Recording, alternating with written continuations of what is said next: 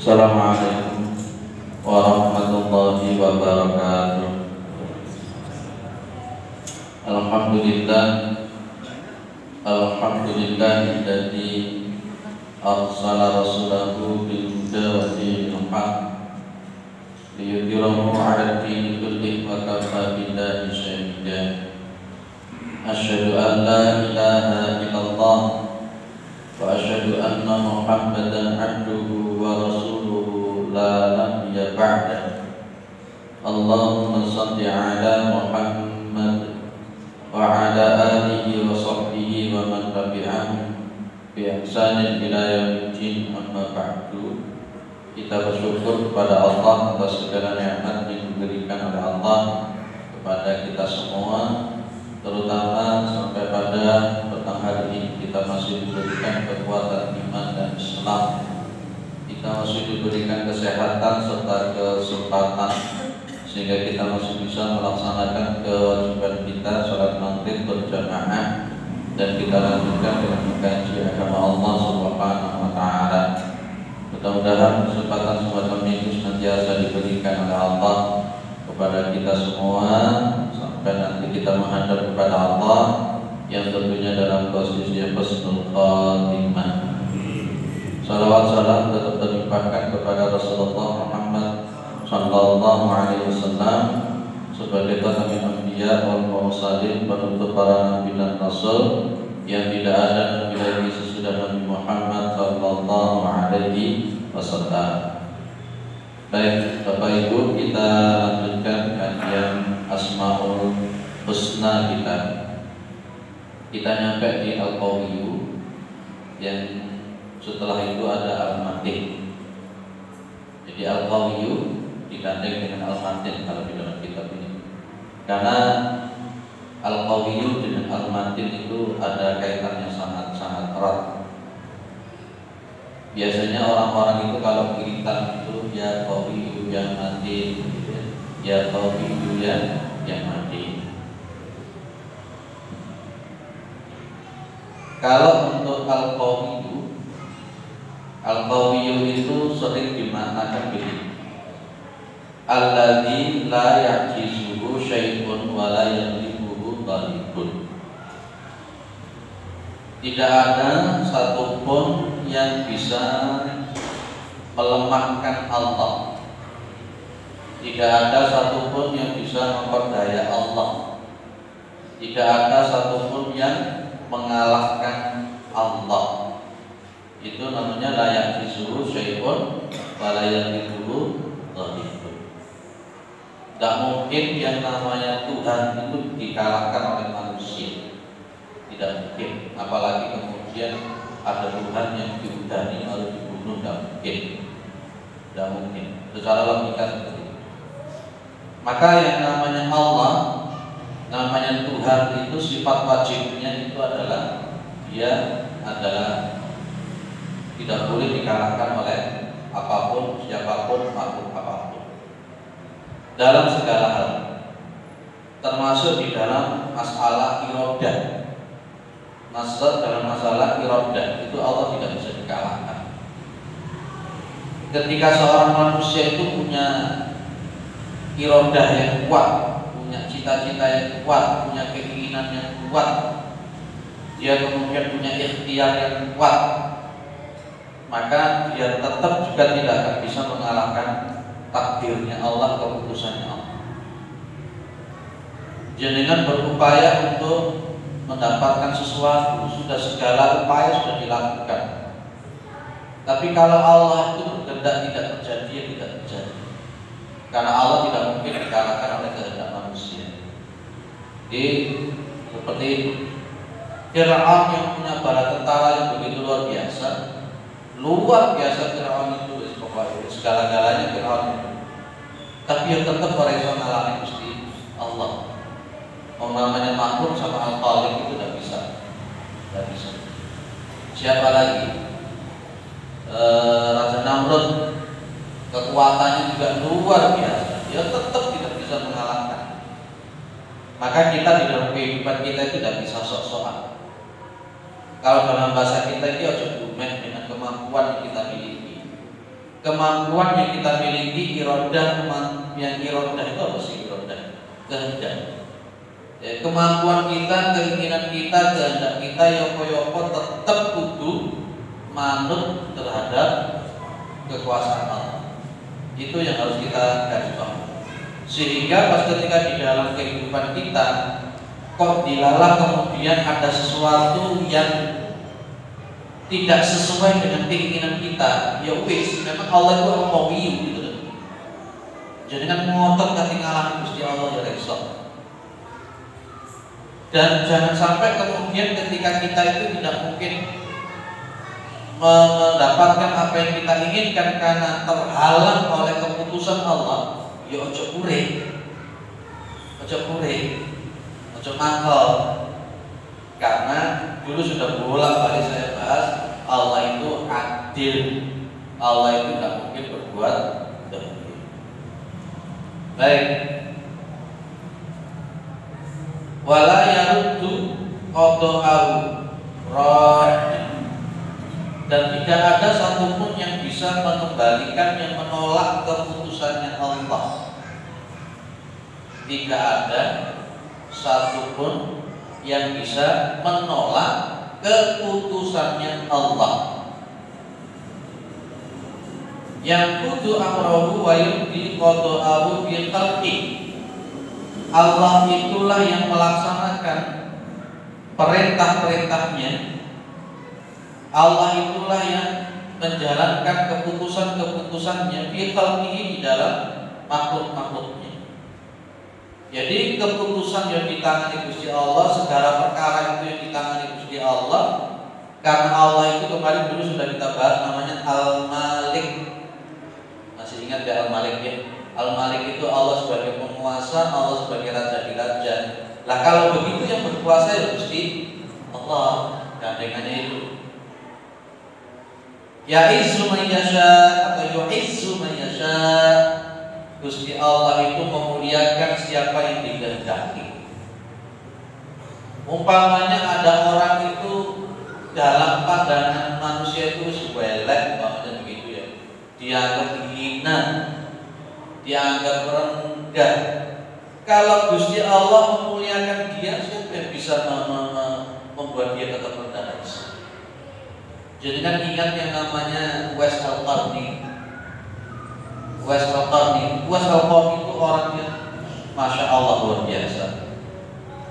Tapi di hadapan manusia namanya Uwais Al-Qarni itu dianggap hina, dianggap rendah, karena memang saking miskinnya, saking melaratnya itu Uwais Al-Qarni. Dia kepingin ketemu dengan Rasulullah tapi tidak pernah ketemu dengan Rasulullah. Dia orang yang sangat-sangat taat kepada ibunya. Dia mampu menjalankan keinginan untuk menggendong ibunya dari Yaman ke Mekah. Digendong ibunya untuk melakukan ibadah haji. Taat betul pada ibunya. Tapi miskin. Karena yang dia lakukan hanya untuk ibu dalam kehidupannya, ibu. Itu Uwais Al-Qarni.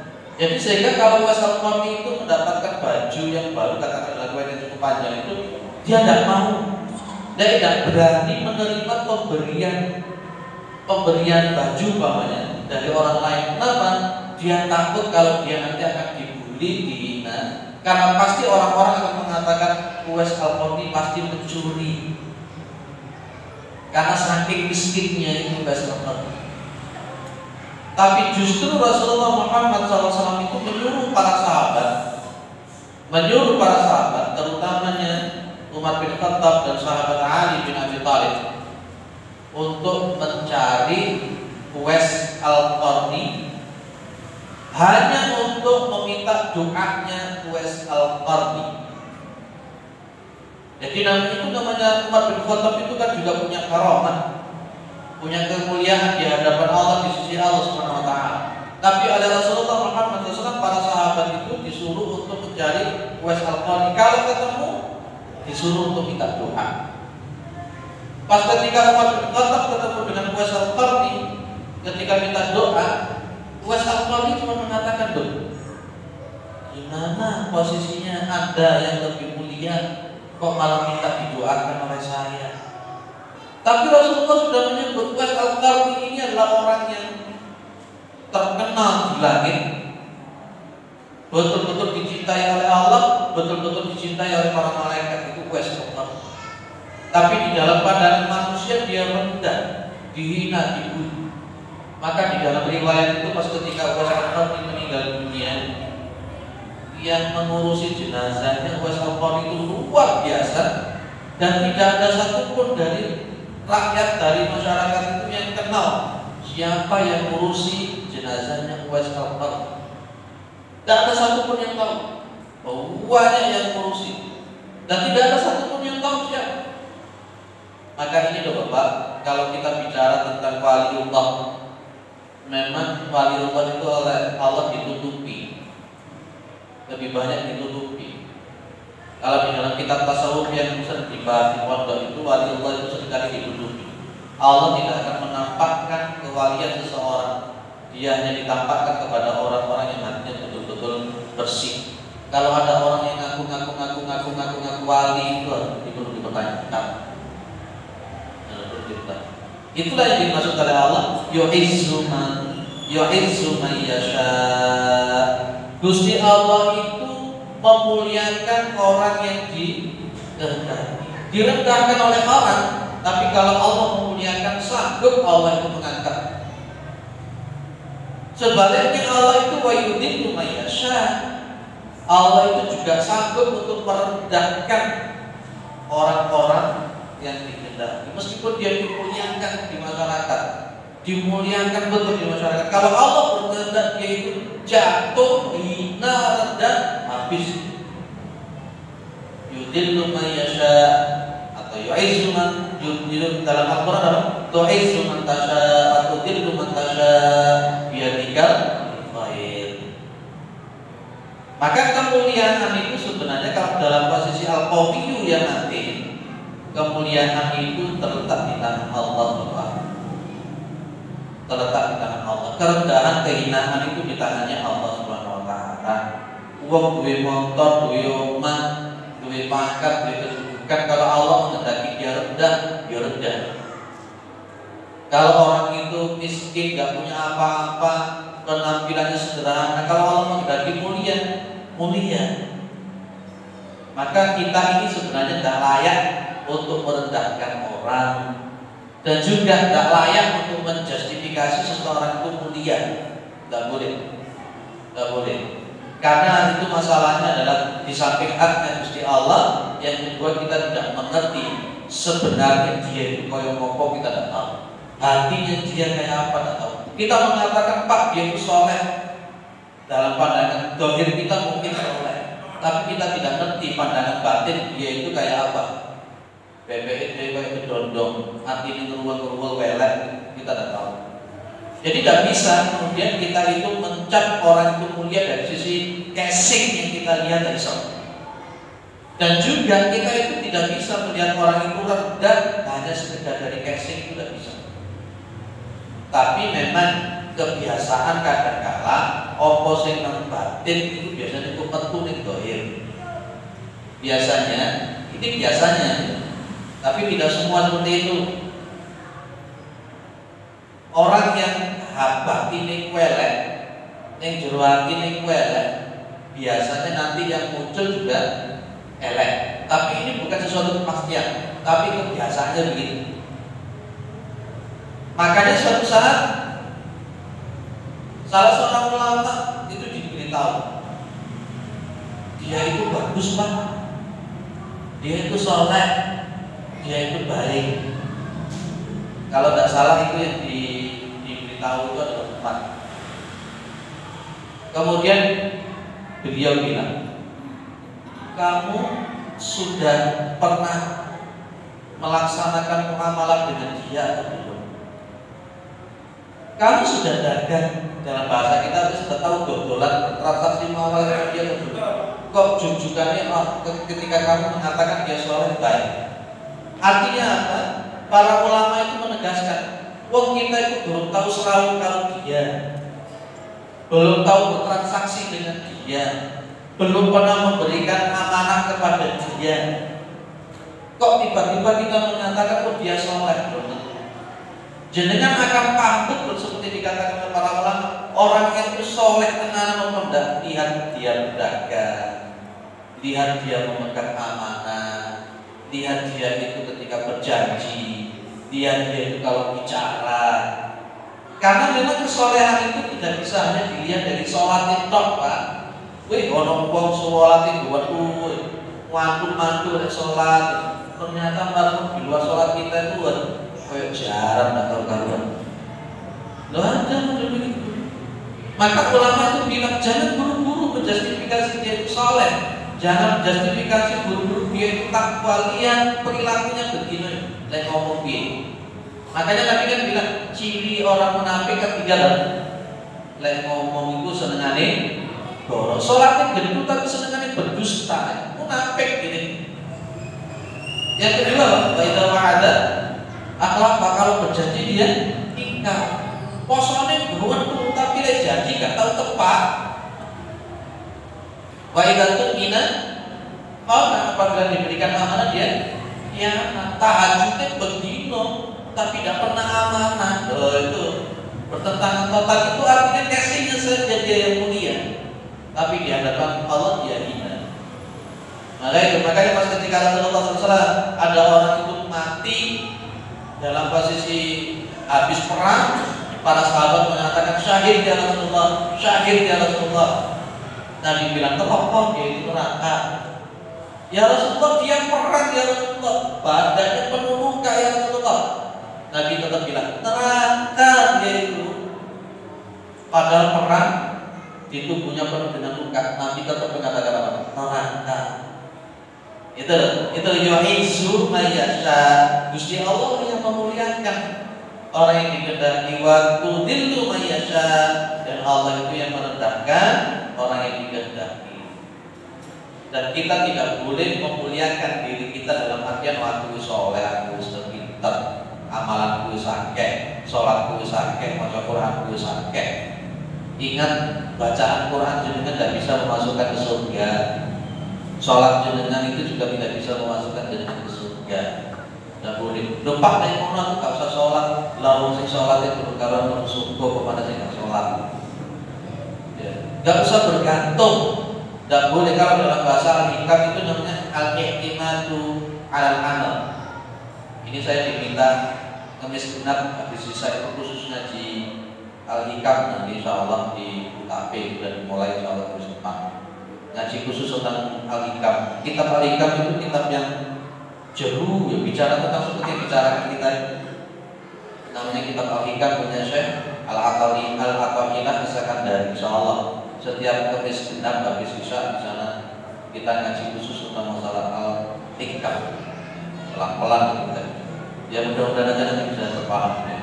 Karena banyak orang yang salah paham dengan kitab Al-Hikam itu dianggap kitab sesat. Lihat ya Bu, wa yansuru may yasha, dan Allah itu menolong orang yang dikehendaki. Meskipun kita dibully koyo ngopo, ya lah, dibully koyo ngopo, tapi kalau Allah hendak menolong kita ya jalan kewenangan. Wa yaqduru may yasha, Gusti Allah itu jelungkup nih orang yang dikehendaki. Sukses di pangkat, di jabatan, sebenarnya Gusti Allah berkehendak jerumup, ya jerumup. Itu Gusti Allah Subhanahu wa taala. Ya. Jadi maka Al-Qawiyyu dan Al-Matin ini harus kita betul-betul kita garis bawah Bapak Ibu, bahwa yang berkuasa itu Gusti Allah. Kekuasaan Allah akan semakin tampak nanti kalau kita di hari kiamat. Maka disebut dengan Malik Yaumiddin. Kekuasaan Allah itu akan semakin tampak nanti di yaumul qiyamah. Gimana? Pas ketika tiup sangkakala cuek, tidak ada satupun yang bisa menolak tiupan sangkakala itu, mati kabeh. Oh masih wani lawan. Termasuk iblis, termasuk setan itu juga akan mati. Kullu man 'alaiha fa wa yabqa wajhu rabbika dzul jalali wal ikram.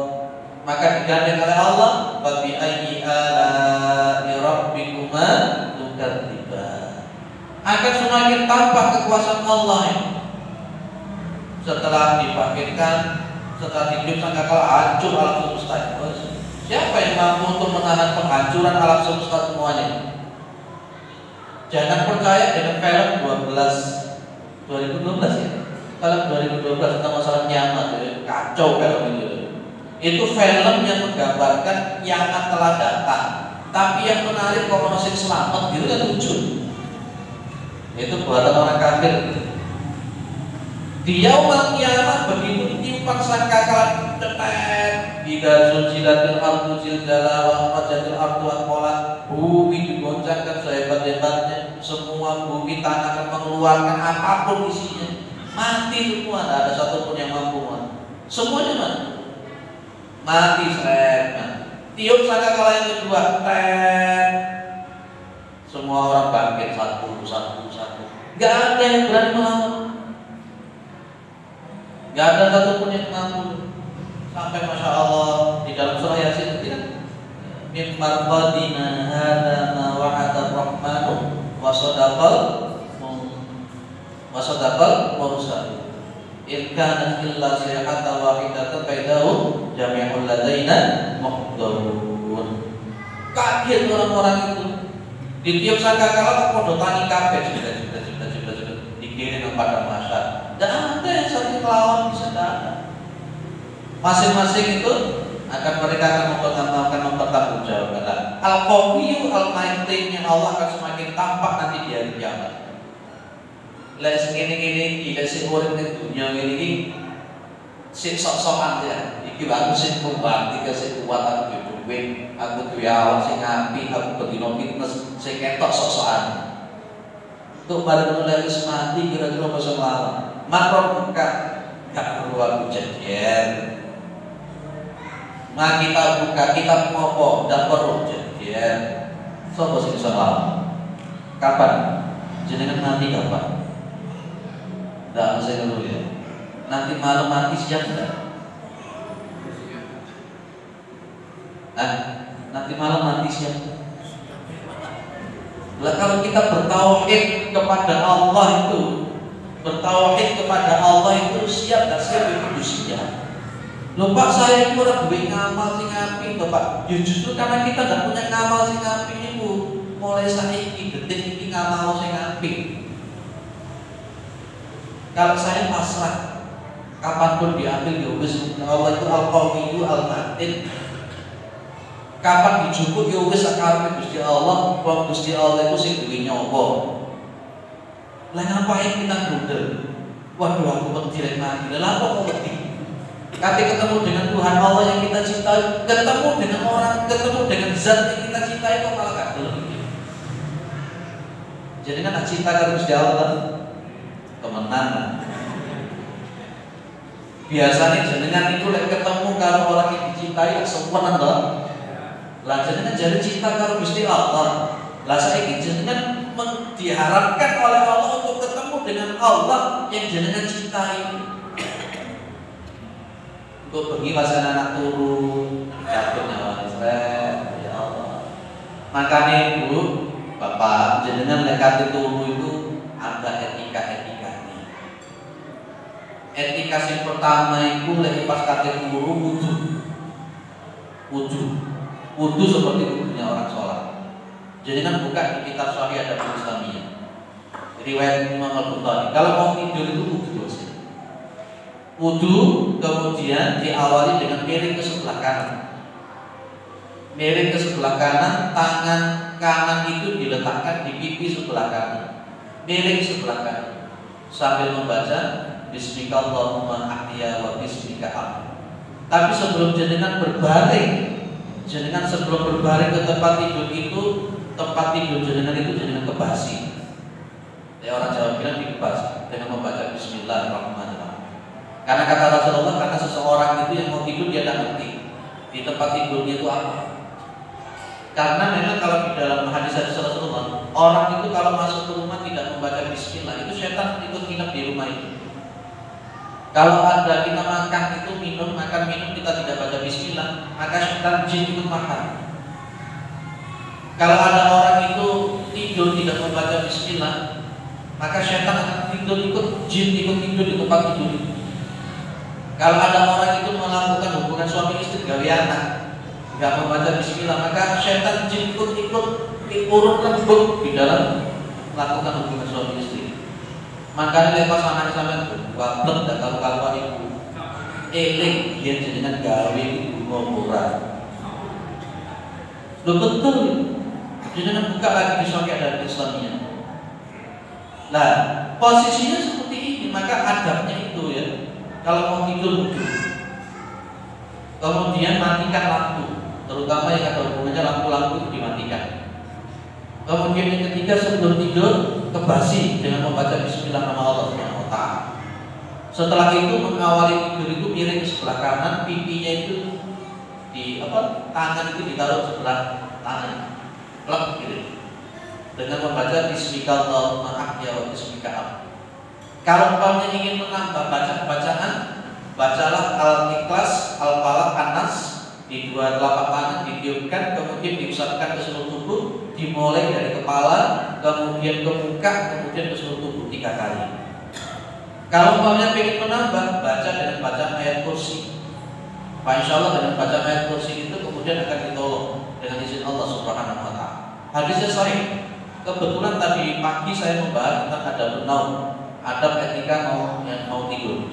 Kalau umpamanya pengen nambah lagi, baca tasbih 33, takbir alhamdulillah 33, dan Allahu Akbar 34 kali.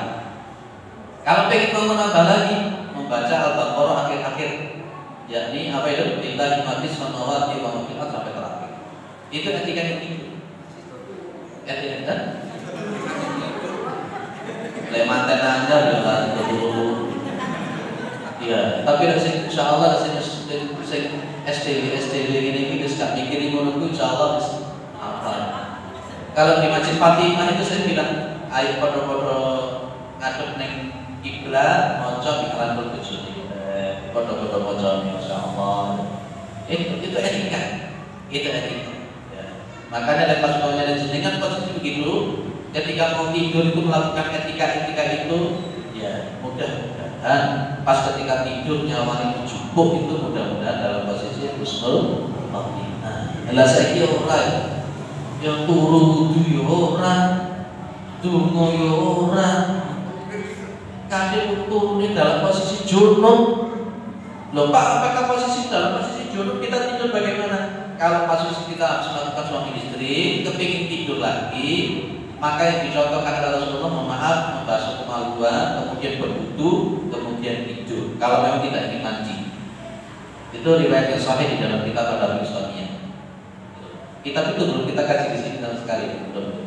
Itu saya kaji di Fatimah, di mana Ustaz juga sudah kata, di Masjid Firdaus masih berlangsung.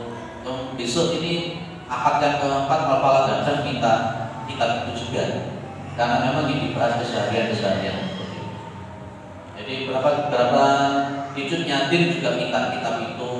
Jadi beberapa kitab itu ngaji kitab itu. Jadi yang dibahas di dalam kitab itu mulai bangun tidur, adabnya mau tidur, adabnya masuk kamar mandi, adabnya BAB, kayaknya dibahas adab itu. Termasuk adab kalau bertamu kayak apa, adabnya apa itu semuanya dibahas di kitab. Lihat ya. Jadi itu, maka mudah-mudahan jadi kalau tidur itu tadi. Ini kan sudah 6:30 kurang. Nanti jenengan akan tidur. Gunakan adab-adab itu. Ya mudah-mudahan bisa seperti itu. Jenengan kalau mau tidur wudu dulu pada saya. Tidak. Oh, buat terjawab. Tidak. Ada yang bertanya kepada saya kemudian, Pak, lah aku mari wudu baru mau model bojoku kok pada batal. Tidak batal. Aku mari wudu dulu ya boleh bojoku orang batal. Malah justru kemudian ketika kita melakukan hubungan suami istri dalam posisi kita baru sudah suci, tidak batal. Majelis Tarjim Muhammadiyah juga sudah menetapkan tidak batal. Yang membatalkan itu satu mazhab, yakni mazhab Imam Asy-Syafi'i rahimahullah. Yang mazhab yang lain tidak mengatakan batal. Kalau Majelis Tarjim Muhammadiyah memakai yang tidak batal itu kalau di tafsir yang mutabar itu pendapat yang lebih kuat. Kalau ingin berhati-hati memang madzhab Syafi'i gitu aja. Clear ya Pak? Jadi kekuasaan Allah Subhanahu wa taala itu akan semakin tampak ketika kita itu nanti pas sudah dimatikan oleh Allah Subhanahu wa taala. Baik. Jadi ada al-qawiyyu, ada al-matin. Al-matin itu lebih kuat daripada al-qawiyyu. Karena al-matin itu kemudian disebut dengan syadidul qawi. Syadidul qawi atau syadidul quwwah. Syadidul quwwah, sangat-sangat kekuatannya sangat. Jadi kalau ada al-qawiyyu, maka di atasnya ada matin. Makanya ada ustaz namanya Abdul Matin. Insyaallah. Ada di sini namanya Pak Matin ini, ada ya. Bapak Ibu yang dimuliakan oleh Allah. Baik, kita lanjut kemudian. Atau mungkin ada yang didiskusikan dulu sebelum saya lanjut. Masih al-qawiyyu dan matin.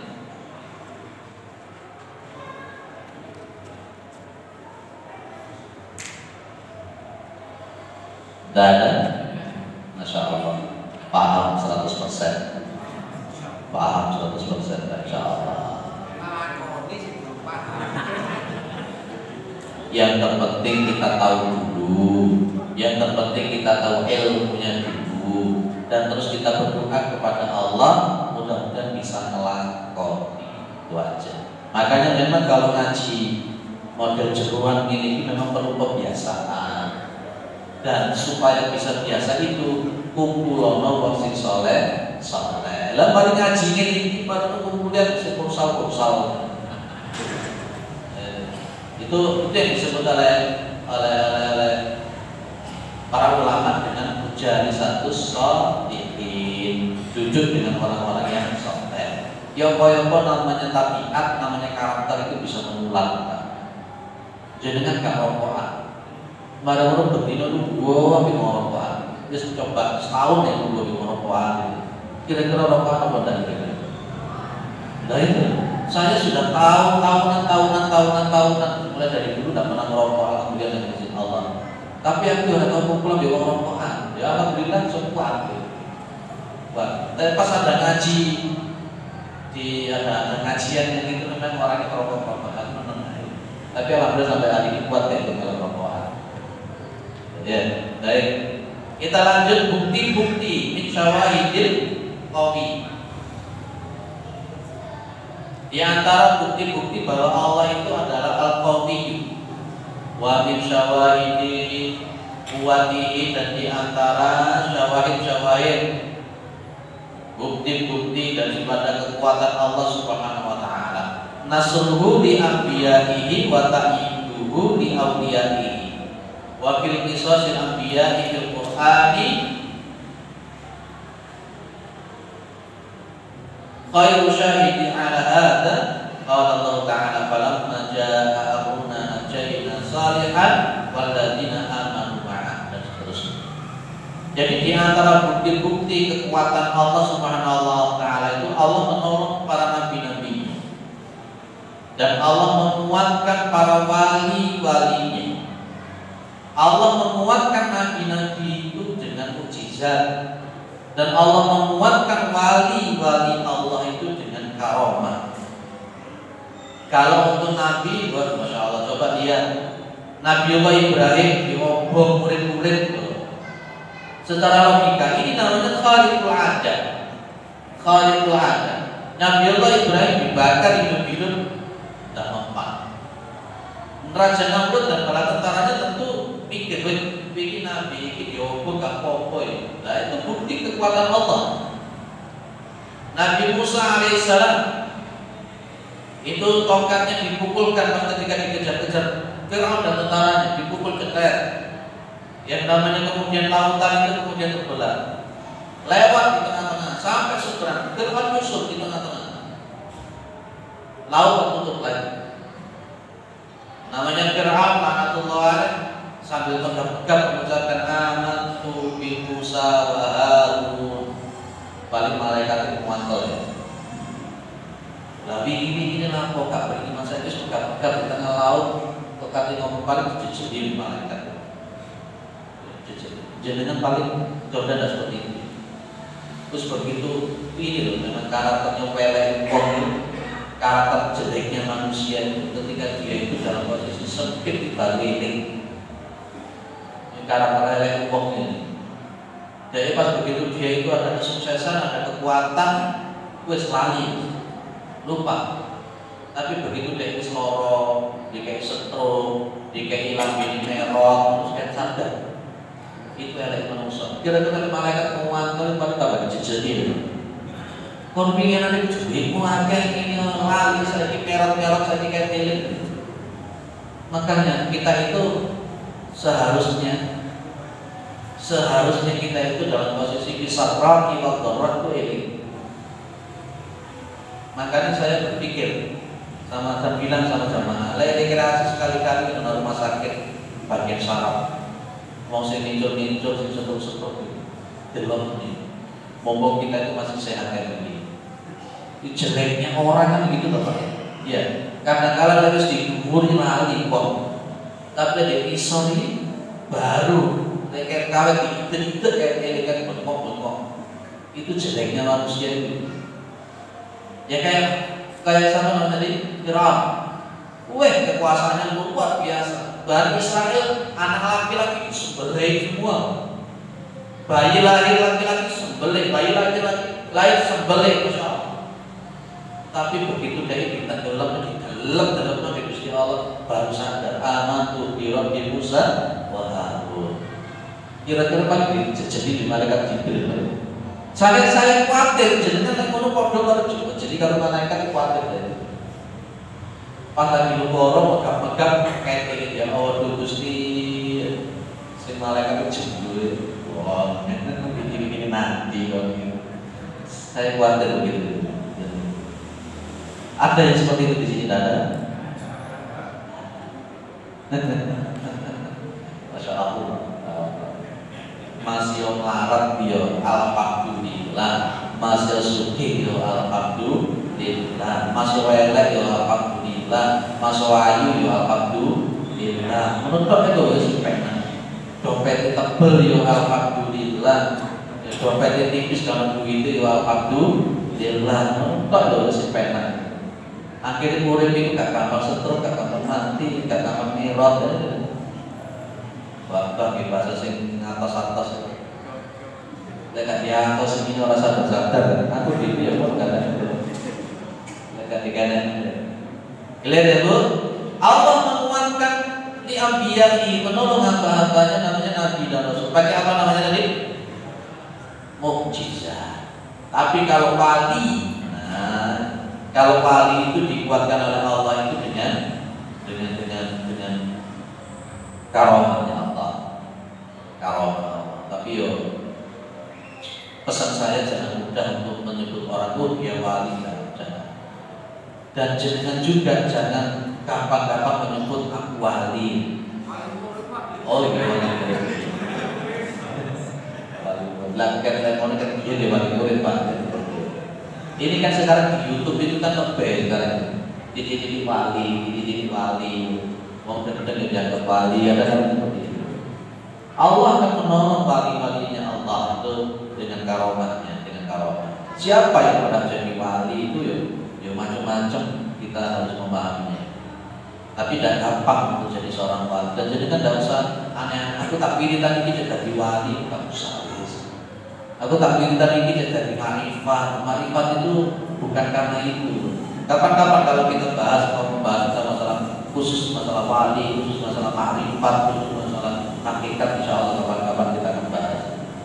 Insya Allah kitabnya kita bisa memakai kitab Lataiful Ma'arif atau kita pakai seperti yang saya katakan tadi itu namanya kitab Al-Hikam kita kapan-kapan.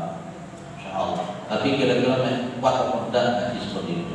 Itu kan ngaji jeruan, dan jangan-jangan nanti akan muncul salah paham. Karena di Al-Hikam itu nanti akan ada istilah syuhud, melihat Allah, widatul wujud, itu kan juga nanti akan dibicarakan. Widatul wujud secara syariatnya kayak apa, itu nanti juga akan terbahas di situ. Karomah. Yang kedua, wa min syawahidil quwwati ihlaku lil zalimin wa intiqamuhu minal mujrimin. Dan di antara bukti-bukti kekuatan Allah Subhanahu wa taala, Allah itu mampu menghancurkan orang-orang yang zalim. Allah itu mampu memberikan azab kepada orang-orang yang mujrimin, orang-orang yang mursak. Fir'aun didelep nih. Sapa meneh?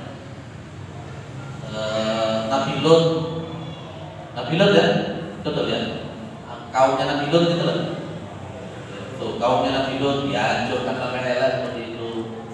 Jadi cerita Nabi-Nabi Muhammad, Nabi-Nabi itu. Kita lihat lagi Nabi Nuh. Rakyatnya Nabi Nuh seperti itu dikatakan banjir dan sebagainya. Abraham yang menyerang Ka'bah, yang kami pakai kerikil dari neraka ababil itu, masya Allah. Itu bukti. Lepas apakah bisa kemudian di dalam kehidupan setelah Nabi Muhammad SAW seperti kita, Allah menurunkan azabnya kepada kita? Bisa. Gampang. Aceh itu 9, skala Richter.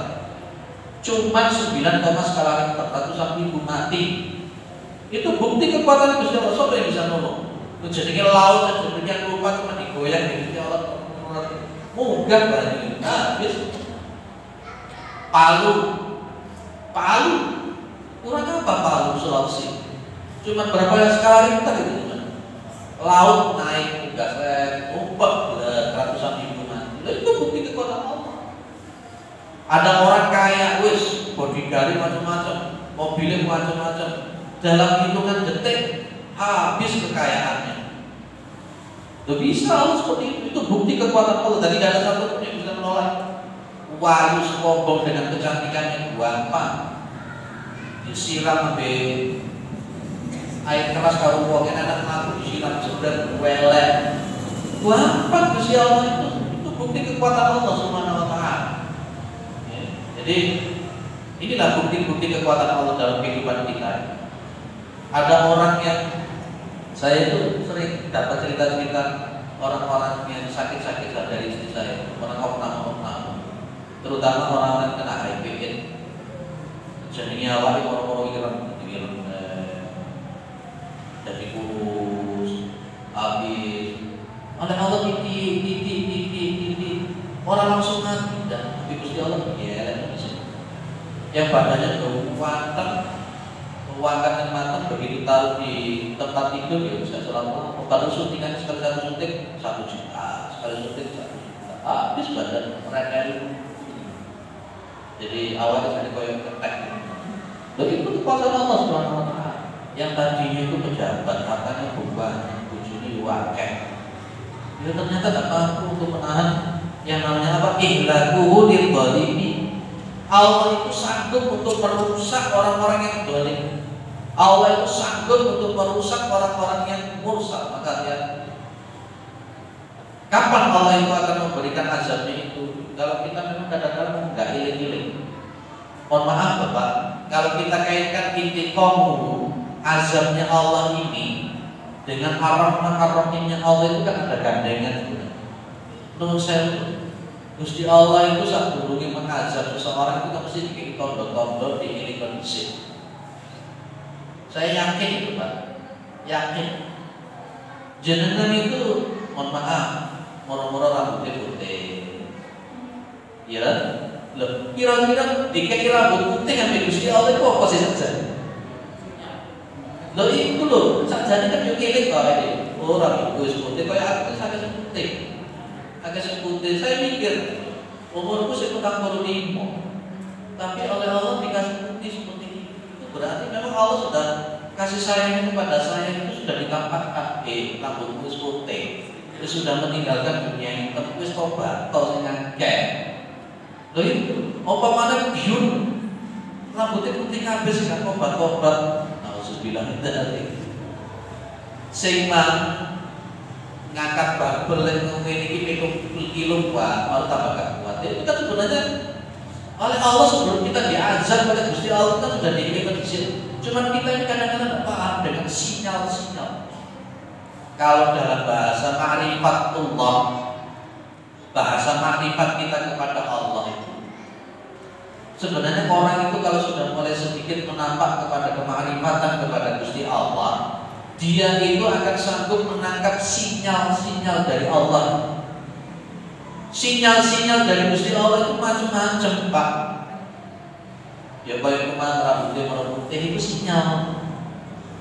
Sing pipine halus, saiki malah apa jadi ini? Itu sinyal dari Gusti Allah. Kalau kita sudah mulai nampak pada makrifat itu mikir, oh iya, saiki dia ayu, balik terus kalau bapaknya, saiki bapaknya tinggal saya wegan, itu yang eling lah jadi, dia eling, ya Pak ya. Biar waktu aku mana belungan itu kuat, aku mau di perak saya kira mana dekat punya disini dekat ibu, no disini kok gak bisa. Lo itu kan sinyal isyarat dari Gusti Allah. Apa mana sih untuk hilang kabar? Lo itu kan sinyal lah, isyarat. Lah maksud kayak isyarat seperti itu loh. Makanya memang betul Bapak, kalau kita bicara marifat mesti ada hijab. Orang itu kalau sudah hatinya itu dihijab oleh Gusti Allah, dikai isyarat kaya model apa ya lah, orang dom di dalam bahasa makrifat itu ada hijab. Makanya bendino delok mati gak sholat itu berarti masih ada hijab. Bendino itu delok mati malah mundur kuburan, tapi sholat itu gak mampu, itu hijab. Makrifatnya belum nyampe di situ. Lihat ya. Belum semuanya sadar belum? Insyaallah. Jadi itu Pak, Allah sanggup untuk menghancurkan siapapun orang yang zalim dan mujrim. Dan mudah-mudahan kita bukan termasuk orang yang dihancurkan. Dan dihancurkan. Tapi dengan izin Allah kita harus pas ketika meninggal itu yang enak Pak. Yang meninggal itu ketika yang enak itu kita dalam posisi sholat, ketika sujud kita dicabut nyawa. Ojo pasti ketika nyetor botol mati, pas melakukan zina mati, pas muncul mati, Masya Allah, itu bilang tidak. Pas lagi murid-murid ngisi wong mati. Lanjut. Wa min syawahidil quwati, wa min syawahidil quwati qiyamus samawati wal ardi bi amrihi wa qibti. Dan di antara tanda-tanda kekuatan Allah itu mampu untuk menegakkan yang namanya langit. Jadi kan langit itu ada cahaya Pak. Loh itu loh. Khalaqas samawati bighairi amadin tarawna wa alqa fiha rawasiya an tamida bikum wa batta fiha min kulli dabba. Surat apa itu? Itu Allah menegakkan yang namanya langit, 7 tingkat langit itu. Sab'a samawatin tibaqa ma tara fil khalqir rahmani min tarji'il basar. Masya Allah, Gusti Allah mampu, itu kekuatan Allah Subhanahu wa ta'ala. Jadi kita ini kalau kita nyadar konteks marifat yang semacam ini, kita akan paham kita ini ora apa-apa nih dibandingkan Gusti Allah. Makanya kita itu ojo sok-sokan, ojo kepelinting, karena kita itu yopo-yopo dalam setiap detik selalu butuh kepada Gusti Allah. Ojo seneng ngelok info, ojo seneng sok-sokan, ojo rumongso. Kita akan terbentur dengan kekuatan Allah Subhanahu wa ta'ala. Saya kira cukup ya Pak. Dan kalau ngaji seperti ini mudah-mudahan akan semakin bagus pemahaman tauhid sekaligus pemahaman hati kita semakin bersihkan oleh Allah Subhanahu wa ta'ala. Subhanakallahumma wa bihamdika asyhadu an la ilaha illa anta astaghfiruka wa atubu ilaik. Assalamualaikum warahmatullahi wabarakatuh.